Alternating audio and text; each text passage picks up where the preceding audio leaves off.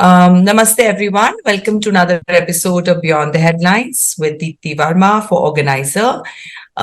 We just witnessed a historical opening of the the Bhavya Mandir in Ayodhya, the Bhavya Ram Mandir in Ayodhya.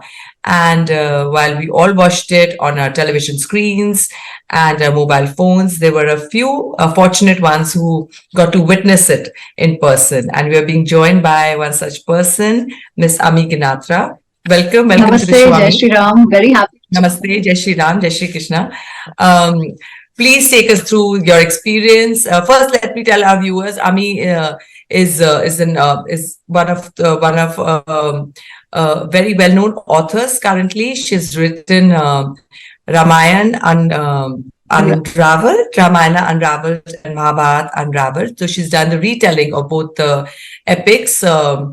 And she was invited to the grand opening. Ami, please take us through. How was the experience?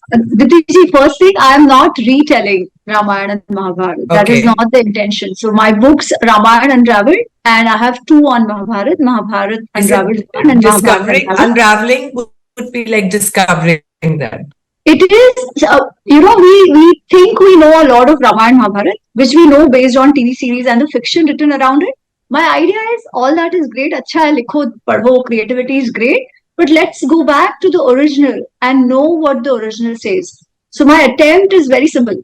Bring out the essence of Valmiki ji's Ramayana and Ved Vyas ji's Mahabharat as they have narrated to us without any embellishments, without any masala added to it to change the narrative. So is it like a translation?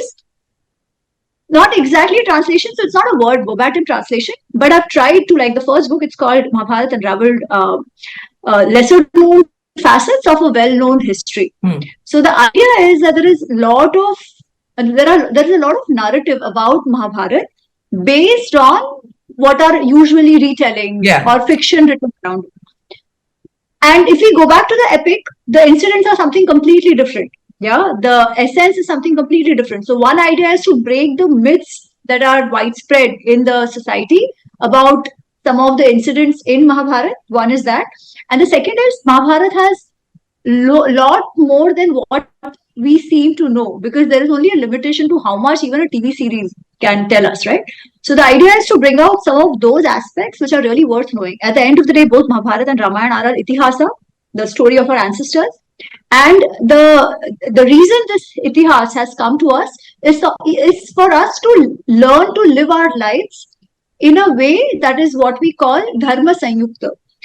That is more fulfilling for us as well as the larger samaj around us. Now, to understand those lessons from itihas, you have to know itihas for what it is. It is not just an entertainment text. जिसको बैठ के हम कहते हैं ना, it's always easy for us to judge.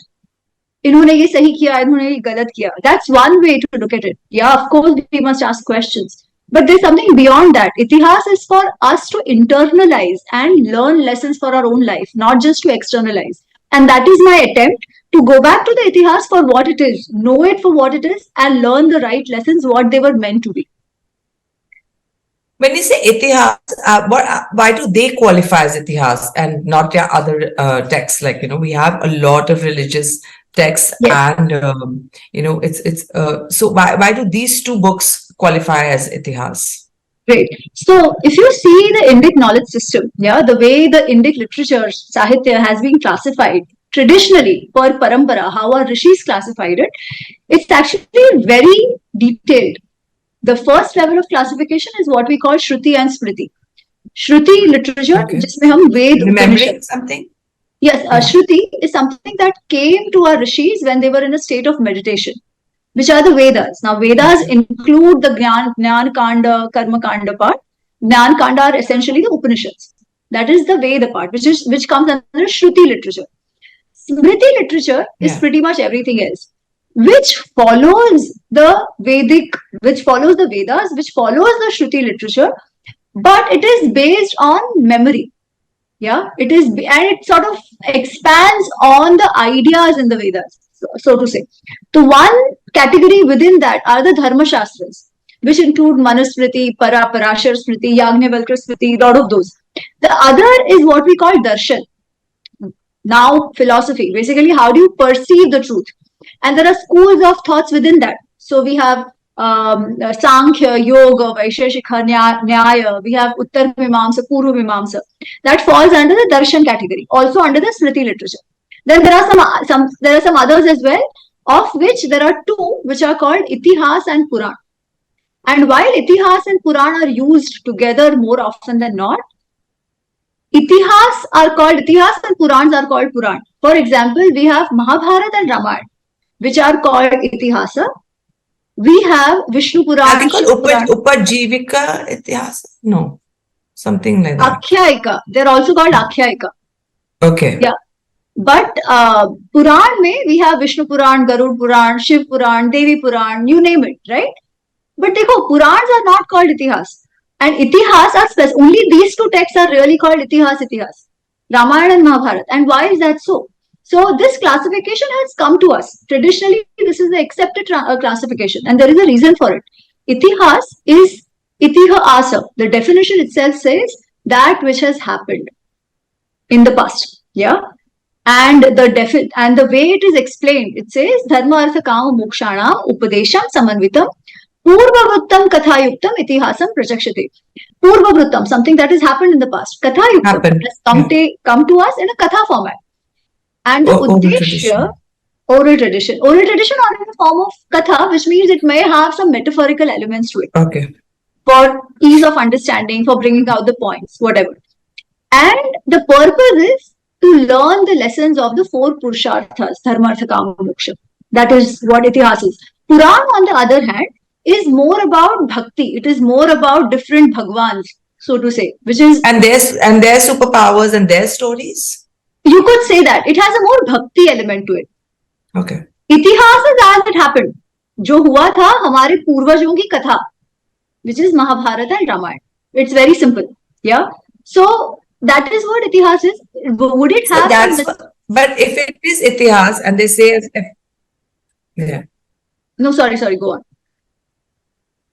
Yeah. So I was saying, if it does qualify as Itihas or history, recently I read that there is the Gond folklore, which is saying that Ravan is portrayed through the lens of the Aryans. So is this subjective if it's history? Itihas is Itihas. Okay. Which is Itihas? Valmiki Ramayana and Vyasji Rachit Mahabharat. Very simple. Why? Because Valmiki ji was a contemporary to Sri Ram. Ved Vyas ji was actually the family of Kauravs Pandavas, right? Yeah. So that is what is Itihas. Now after that, because these stories are so relatable and there has been a thing in India to connect back to Mahabharat Ramayana. Everybody wants to be this part of this large narrative of our land, right? So there are lots of these various folklores, stories associated with Mahabharat Ramayana later on. Will they stand a historic narrative? You mean there are certain facts, but if it was written by, say, that two people, could they be subjective in the terms of the way they're narrated? So that is the question which I'm asked a lot of times, because history is written by victors, we are told, right? So I'll come to that, and I absolutely want to address the Aryan question here, 100%, because I'll tell you why. So first is history is written by victors, hence there is subjectivity to history. Maybe the ones who lost were actually better human beings. That is one question usually raised. And we've seen that this tampering does happen in history. But let's go back to who wrote this Itihas. Okay. We say these two Itihas were written by rishis, not by any common person. Valmiki ji and Vedvyas ji were not court poets of Pandavas or Sri Ram. They were enlightened beings. They were enlightened beings. Only those who are the upasakas of Jnana, who are realized souls, are called rishis. Not everybody. Not everybody is called rishi, right? So one is because of the reason or because of calling them rishis or they having achieved that status, the subjectivity anyways goes down. But let's take another view, not even view, let's take another fact in this whole narrative. Vedvyas ji. Who is Vedvyas ji? Vedvyas ji is the son of Satyavati before her marriage to Shantanu.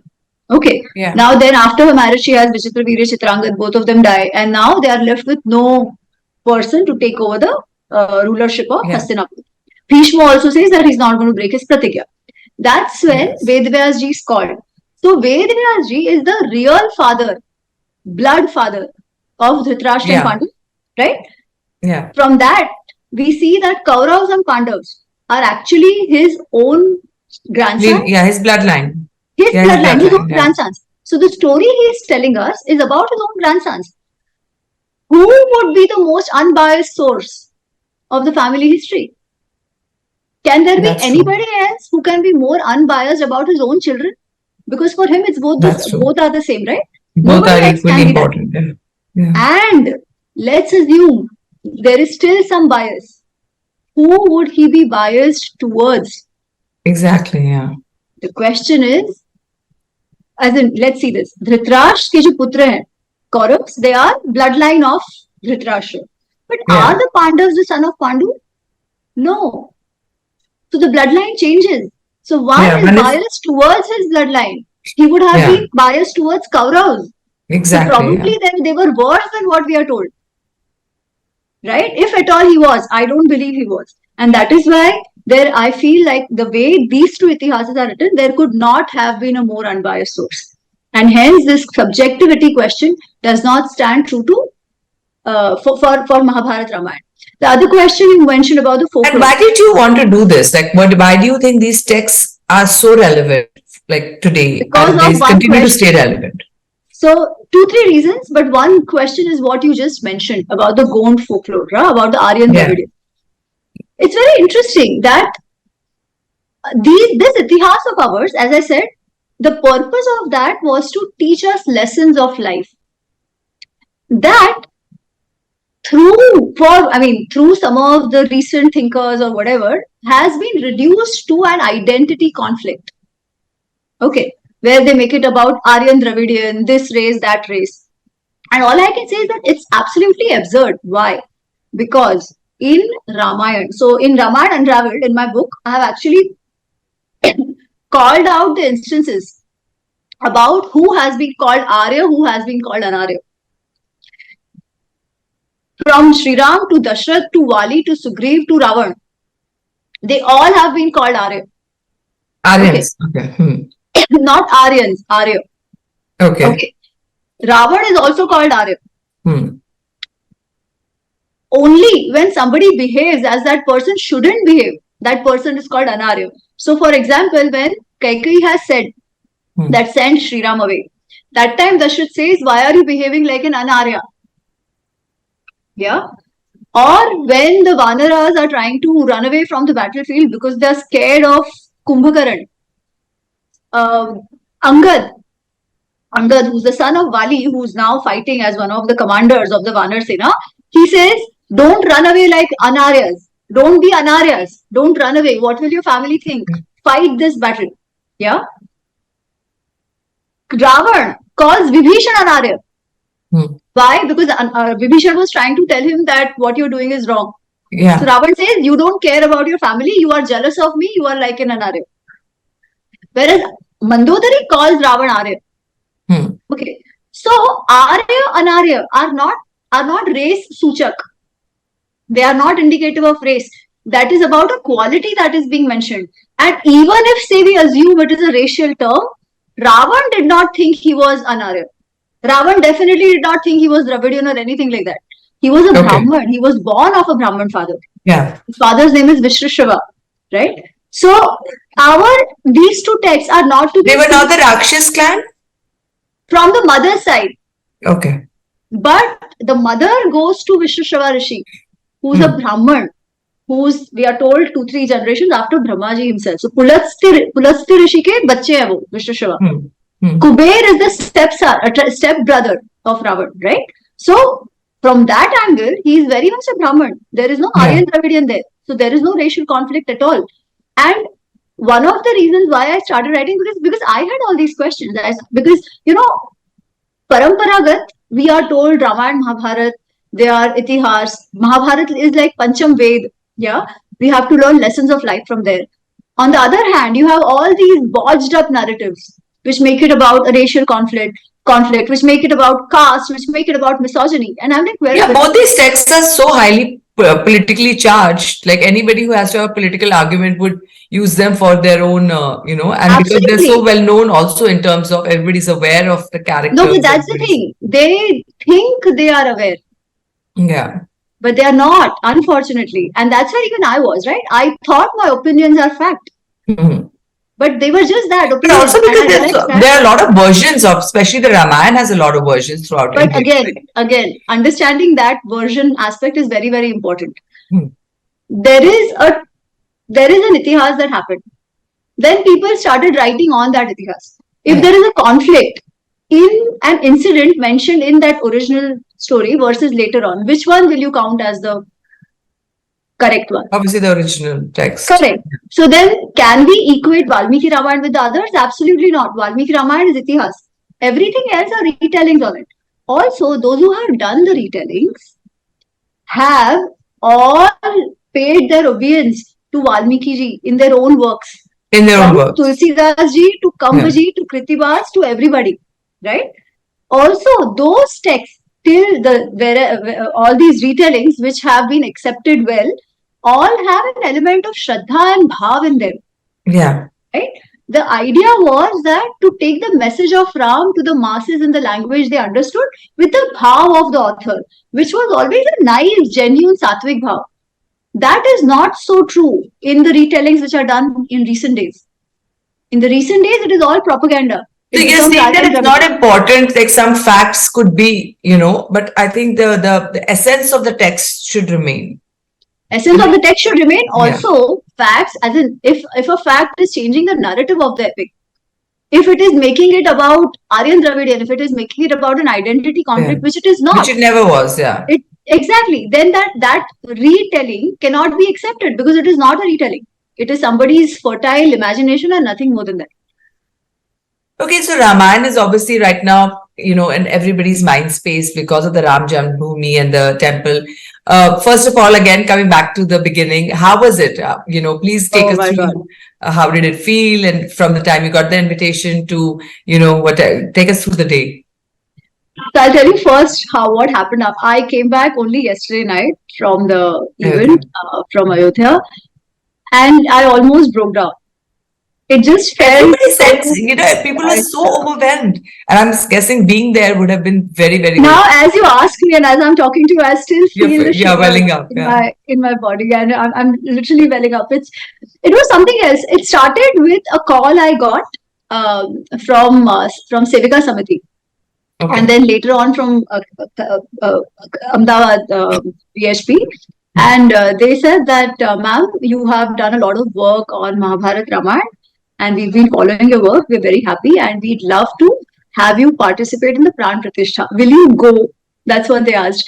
And I'm listening, and I'm like, is this correct? Is this a prank call? I hope this is not a prank call. Yeah. And it was like, are you sure you called me? Is it really that? Who are you? Because, Yeah, because we all knew there were only limited invitees. Yeah. So they're like, no, ma'am, we are from Samiti, and we genuinely want you to be present because we'll be following your work on Mahabharat Ramayana. So I'm like, is this a question that will I go? I'm like, of course. The fact that you thought about me, the fact that, Sri Ram would have inspired somebody to even think that I could be there is a blessing for me. Is a blessing already of Sri Ram's blessing. Now, if I don't get a final invite, also I don't care. The fact that I was considered is already something that's touched me so deeply. So I said, yes, if I get an invitation, I will definitely go. So they said, okay, we just wanted to confirm, but still don't get your hopes high. We will submit name from our end. Later on, the Pran Pratishtha team will decide. And I'm like, मेरा तो हो गया बस मुझे और कुछ नहीं चाहिए life is धन्य हो गई life. This is what I was thinking. But after a few days, I got the invitation, and I have to say I was in tears. I was absolutely in tears because Dipti, कैसा होता है ना? I was very, very young when the car seva happened, when we saw everything that happened in Ayodhya from 89 to 92 and after that, right? the entire okay, then later on during the last during the court case, मुझे तो तभी भी समझ था, उसके पहले तो it was, I was very young to understand कि exactly क्या चल रहा है. Of course, the emotions were high. My parents were glued into what was going on. My mom has always been a big proponent of Ram Mandir, always, always. So I don't think I ever belonged to the group which thought there should have been temple or there should have been hospital or school there. Never. I think my mom would have thrown me out of the house if that thought had even crept into my head, right? So it was always that कि नहीं मंदिर तो होना ही चाहिए, और क्यों होना चाहिए? It was not a task which, I mean, it was not an unjustified demand. It was not at all an unjustified demand. We know, it is recorded history that so many of our temples have been demolished by people who came from outside. And when you go to other places, like thanks to my work and my interest, I have had a chance to travel significantly abroad as well. So I remember I was in Hungary once, and they showed me what was now a church. And they said during the times of the Ottoman, this had become a mosque. But as soon as they went away, we reclaimed back because this was always a church. And I'm like, how easily people speak about it. But think about doing this in India. We are not even saying कि सारे 40,000 हमको दे दो या anything like that, right? These 2-3 things are so important for Hindus, for believing and practicing Hindus. We are talking about Ayodhya, Kashi, Mathura here, and nothing else. And still, there have been so many challenges to it. So, तभी जो हुआ, it was a long drawn battle. It was a long drawn battle. It was a long drawn battle where I probably was, while being engaged emotionally, I was on the sidelines. There were others who were into it, right? Yeah. Always into it, who made this happen. Yeah. So from that, being invited was, what do I say? I think I was just blessed and I was lucky. I don't even know. I still don't know if I deserved it, but it'll take a second. Yeah, but I'm just happy I could be there. So many people felt this way. What was your favorite part of the day? So I'll tell you, the day we woke up, right? I had gone there a day before. Monday ko tha na ye, so I went there Saturday night, and Sunday went around Hanuman Gadi and all that. And Ayodhya, oh, what do I say? People were singing, dancing. The energy must have been electrified. Something else. The whole place was decorated. Phoolon se, diyon se, lights har jagah lagi hui hai. It was quite something. You could not feel the energy and the festivity in there.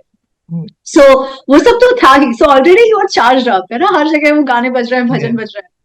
So the next day, I was staying in the accommodation which the Pran Pratishtha Sangh had done. So morning 5:30, I think they were like, so get ready, we have to leave at this time, whatever, buses aa jayenge. And tab se wo gaane shuru ho gaye. The bhajans. Bhajan shuru ho gaye ki Ram Lalla hum aa rahe hain, वगैरह वगैरह. So you wake up and you're like, today is the day. aa gaya, it's something that, okay, jab court judgment aa gaya tha, we knew this was going to happen. Yeah. Even then, in our lifetime, believing, seeing that this is going to be true, we will see our Sri Ram out of that chabutra, out of that tent, into his own mandir, in his own home, was not something people thought would happen. We wanted it, but is janam mein ho jayega ye nahi lag raha tha. So today, that was that day. It had come upon us. So everybody, you see somebody like Jai Shri Ram, उठ के सीधा उठ के नाच रहे हैं, बोल रहे हैं ऐसे. फिर तो जाने का समय आ गया. We went there. When you enter the parisar, oh my God, it is so beautifully done. The arrangements were so fantastic. Everybody kept complaining about it not being complete, but it looked okay. There's at least a part. I have no clue what the ho halla about or what the criticism was all about. The temple is spectacular. It is grand. It is bhavya. And this, when there is more to be done. But whatever has been done is complete and it is magnificent. It is absolutely magnificent. So when you enter in and you just see the structure emerge in front of you. Now, I had been to Ayodhya just a couple of weeks back, before 22nd. And at that time वो आगे नहीं जाने दे रहे थे. You would still go, जो उनका जो temporary Ramlala का मंदिर था, आप वहीं जाके दर्शन कर सकते थे. वहां से दिख रहा था कि काम चल रहा है. तो वो स्टिल डस्टी वगैरह था, पर काम चल रहा था. In 2 weeks. I mean, what the structure you could see was still very grand. The way it was coming up, you could see it is pretty bhavya already.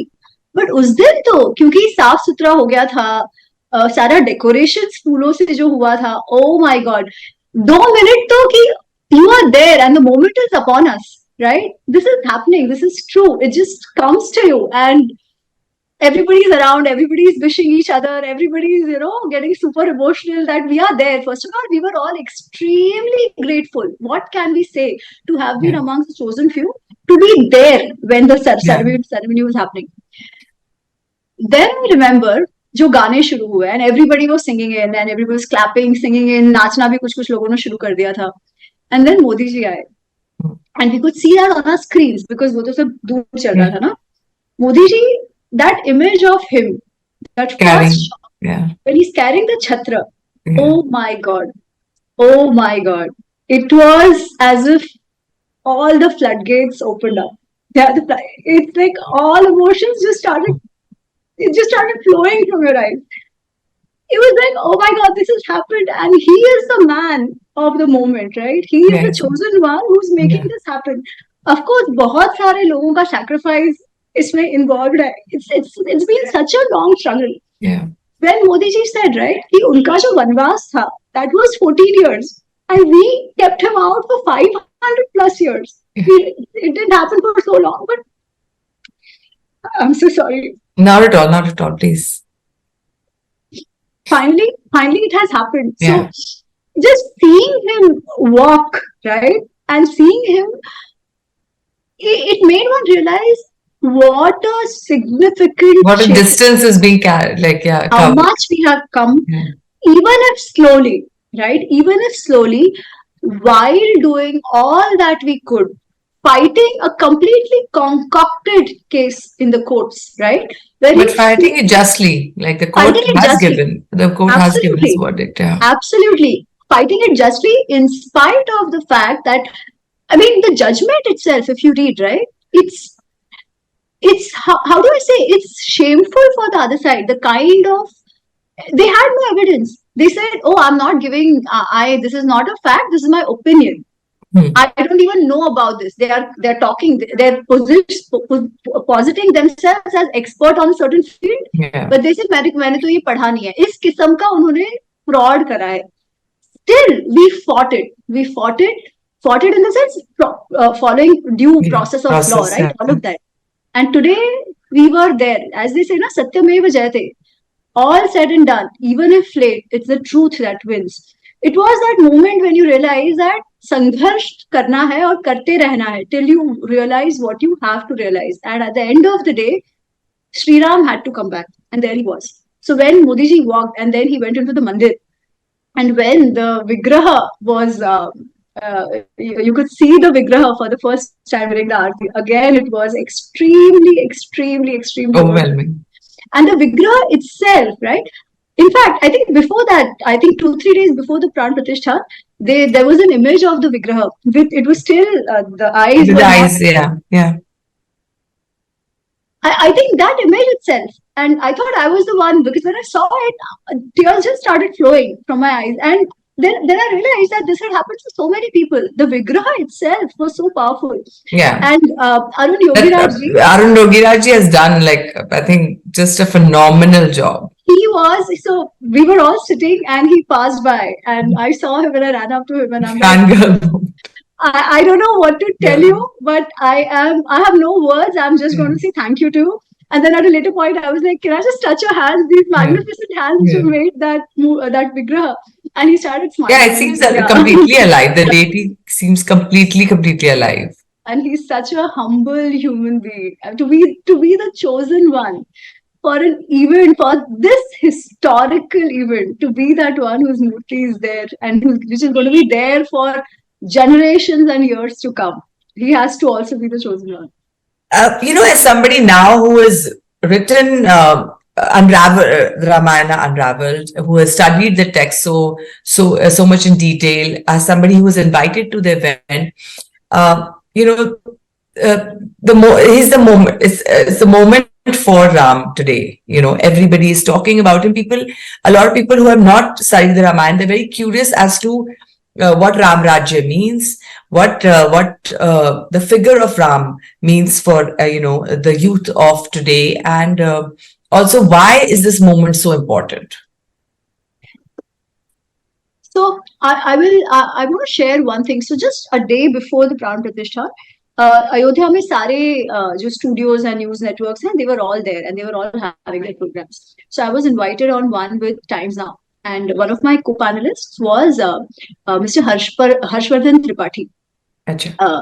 उन्होंने एक बात कही. उन्होंने कहा कि हम विश्वगुरु बनना चाहते हैं. We want to achieve greatness and all. Could we achieve that when our Sri Ram himself was Daridra? हमने उनको दरिद्र बना रखा था. Ram, we talk about Ram Rajya, and the man who signifies that has been Daridra, doesn't even have his own home. Who was living in a tent so far? How could we grow and prosper for one who is our Aradhya who was living like that? I think I completely resonate with what he's saying, right? And hence, when Modi ji said that Kal Chakra जो है ना वो बदल रहा है, this is a change of the Kal Chakra. This is so true. You can feel it in the environment, you can smell it in the air, you can see it in the way people are celebrating, you can see it in the way people are not apologetic to be wearing their dharma on their sleeve. All this while continuing to seek progress, prosperity, as well as inclusivity. Right हम ये नहीं कह रहे हैं कि हम ही हैं और कोई नहीं, हम केवल इतना कह रहे हैं कि हम भी हैं, and we will not be taken for granted because we have always allowed for space for everybody, right? And then what is Ram Rajya? Why is it that Ram Rajya has been this this utopian dream? Gandhi ji से लेके आपको सब सारे जो नेता होते हैं, they want to establish a Ram Rajya, or that's the promise that they make to the people. Define Ram Rajya for like what? Okay, how do you see it? I'll tell you what Valmiki ji says. ठीक है, what Valmiki ji says. He says when Sri Ram was ruling, what was the situation in Ayodhya? Nobody, he says, it was full of dhanadhanya. There was lot of peace. Everybody had the opportunity to achieve their full potential. Of course, I'm using more concurrent, contemporary terms. Yeah. But this is what he's saying. He's saying there was nobody who was hungry. Yeah, there was nobody who, so there was nobody who was hungry. There was nobody who had any fear of dacoits or chori or anything, right? There was nobody who people wouldn't fight with each other.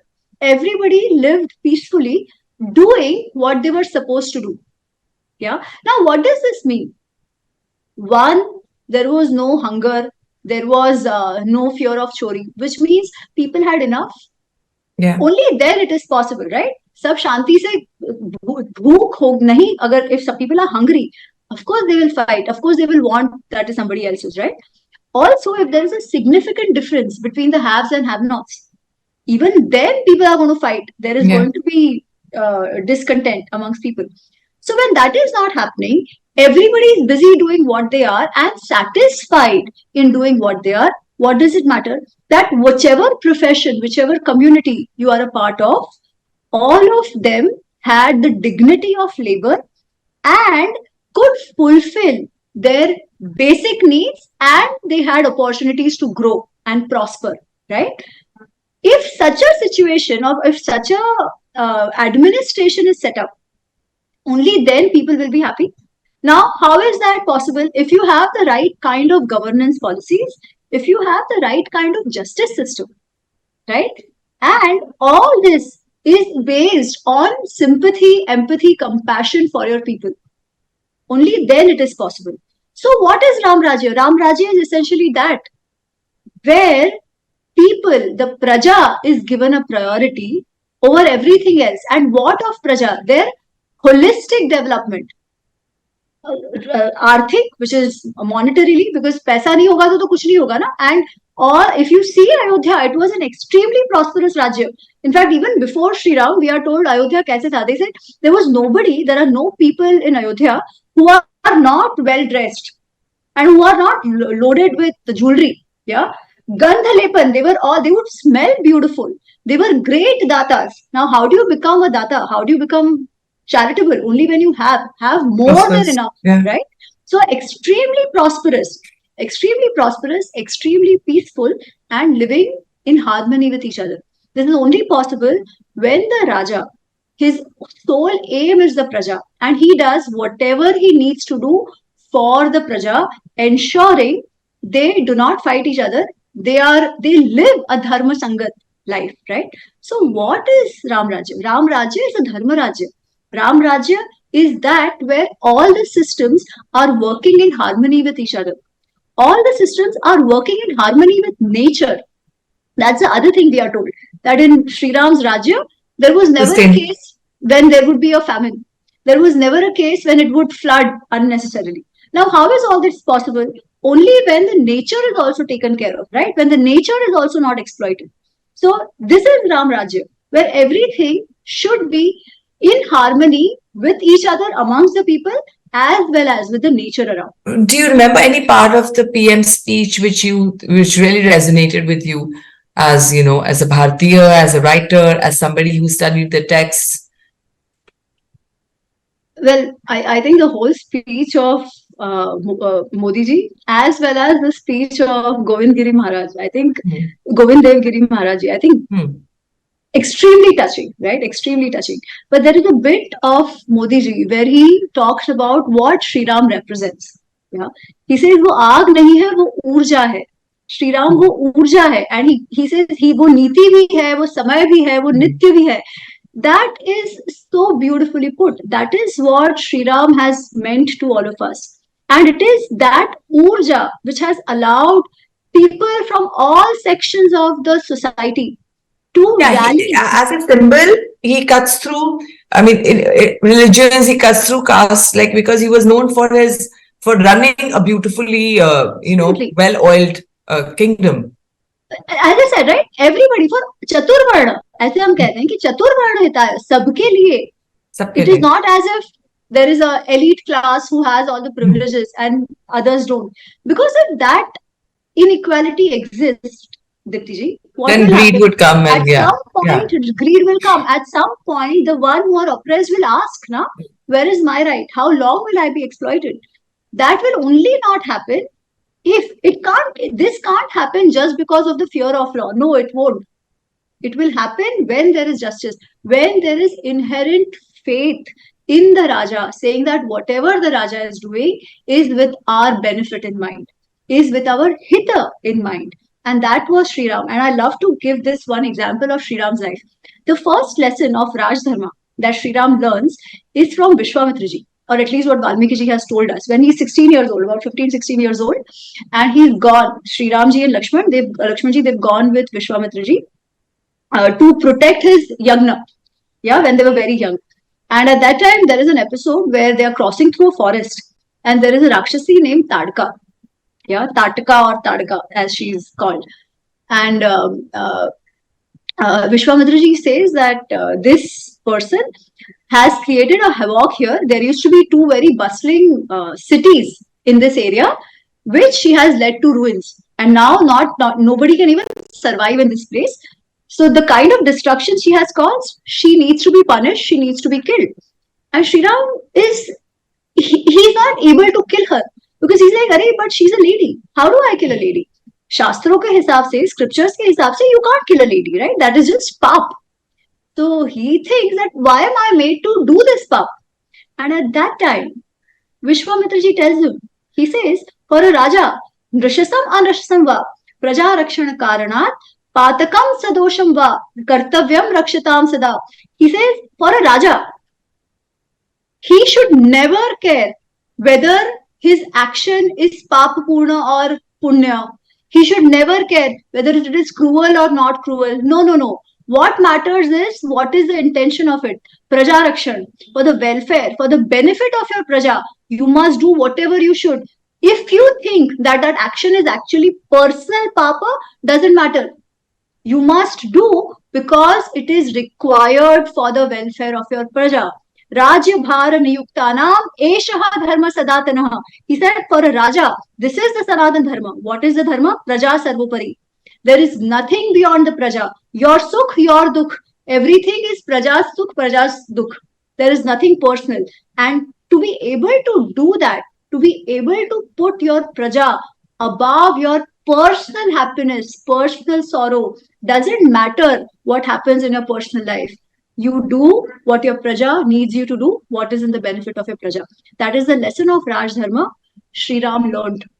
And he ensured, as long as he lived by that principle of Raj Dharma. And that is why there was Ram Rajya. To be able That to is why the whole episode of Sita being put in exile for a bit, when according to the feed. So in that sense, yes, again, so this part comes in Uttarakhand. Some people say it was not a part of Ramayana. That's one aspect of it. But it does show also the way this episode comes in Valmiki Ramayana is not that Dhobi ne bol diya aur chhod diya. Nahi, aisa nahi hai. What we are told by Valmiki ji in Uttarakhand is that there is a widespread upward. There is a widespread discontent amongst the people saying that, feedback from the people, yeah. Correct. That Sitama, she lived at the home of that king in Lanka for so long in his Kridasthal, because Ashok Vatika was his Kridasthal. And how is it that Sri Ram is comfortable taking her back? And because Yatha Raja Tatha Praja, because he accepted her, the lines of morality are blurring from our society as well, because our spouses also want to cross the line and don't want a retribution, because Raja ko sab problem, Raja ko problem nahi hai, to aapko kya problem? Yeah. So that is the upward in the society. When Sri Ram hears this from one person, he's shocked. Then he asks others that is this the truth? So it's not as if ek ne bol diya ho gaya. He actually confirms, and they all say the same thing, that yes, there is a lot of lok upward because of this. Sri Ram calls Lakshman and says, I knew this would happen. That is why I provoked Sita ji to do the Agni Pariksha. In Lanka, because I knew they will question this. But in spite of that, these questions have still risen, right? Now what do I do? Because now the question is, what should a Raja do? What is the Raja's priority? Pati Dharma or Raj Dharma? When everybody is thinking that the lines of morality are being blurred, what should a Raja do? Now it's easy for us to say he should have given up his throne and gone away with Sitama and all that. That's one way, and maybe that could have been the situation today. But at that point, where I'm saying that being a Raja was a responsibility. It was not just a position of power or a right, right? Just wo chhod ke, when the praja has waited for you for so long, you couldn't ditch them and go away. So it was a dharma sankat that he's grappling with. That should I obey the wishes of my praja, or should I look after my personal happiness and keep Sitama, right? Now also the point to remember here is, throughout Ramayana, Sita ji is referred to as a Saha Dharmacharini, an equal partner in dharma of Sri Ram. In fact, when they're going to the forest, right? Initially, Sitama, she wants to go, and Sri Ram is like, no, the life in jungle is going to be very difficult. You don't come. And she is in tears and all that happens, and eventually he agrees to take her. And he says that it's not as if anybody can stop me from taking you, but I couldn't have imposed the decision of Vanvas on you, because that's tough. But now that you want to go with me, nothing can stop me from taking you. And he says, Anugachasva mam dhiru saha dharmachari bhava. Follow me and be my saha dharmachari, be my partner in my dharma. So if Sri Ram was Raja, Sita Ma was also the Rani. It was as behooving on her to follow her dharma of Raj Dharma. And that is why, at that point, when Sri Ram takes the decision to let her go, and Lakshman tells her that, she is not complaining about it. She's saying it is my responsibility also as well, to ensure that the king follows his dharma. It is only later when she is asked कि भाई आप एक बार वापस please सबके सामने बोल दो, वो सबके सामने वापस प्रॉमिस लेती है कि I'm that if I'm clean, if I'm pure, if my character has been very clear, then hey Dhartima, you take me in. Because then it is a question of not just your dharma parayanta towards your rajya or towards your pati, but also yourself. Your own self. That is a thin line of self-respect. She chose that over everything else. So, in fact, Ramayana is such a beautiful grantha. And I do want to add one thing. When people say chhod diya, chhod diya, chhod diya, we must see the kind of relation Sri Ram and Sita Ma have had. It's such a deep love. Because if that was not the case, Sri Ram could have married again. There was no rule against polygamy at that time. There was no constitution which was saying ek hi patni chahiye. His father has had multiple wives. Kings who came after him had multiple wives, right? Till it was banned by our Hindu code bill in the 1950s. Polygamy was quite a thing. He could have, he didn't. Why didn't he? Because he knew that Sita Ma kya thi. Because his love for Sita Ma never diminished. It was only that he put his praja over everybody else, or over his personal happiness. Yeah. And when somebody can do it, Ram Rajya will come. If the Raja cannot put the praja over his personal happiness and sorrow, Ram Rajya will never come. And that is why I always say it's very easy to judge Ram. It is very difficult to be Ram. And unless one becomes like Ram, there cannot be a Ram Rajya. So, What? Okay, that brings us to my last question. Why do you think it's important to unravel these texts and kind of talk about them again and again? I think there are two reasons. As in my mind, because when I started writing, right, I mean, I was not thinking मुझे लिखना है. I was not thinking कि अरे मैं क्या. You're an IIM Ahmedabad graduate, right? I studied at IIM Ahmedabad. I was working in a corporate like everybody else. I was living abroad. वो तो छोड़ो, I was living also abroad when I started actually studying some of these texts. But I started studying not with any major idea कि भाई मैं क्या ही कर दूं और क्या ही society को contribute करूं. नहीं, ऐसा कुछ नहीं था. I had questions. I personally had questions which people have now. Why Sri Ram great? He left his wife. एक धोबी ने बोल दिया तो छोड़ दिया. How fair is it? Right? क्या अग्नि परीक्षा? Why didn't anybody question his loyalty? ऐसे सब प्रश्न जो आज, in fact, one of the biggest satisfaction that I get from Ramayana Unraveled, that book typically, is the kind of messages I get from young girls. Because they are going through the same. Who thought that is anti-feminist, yeah. Exactly.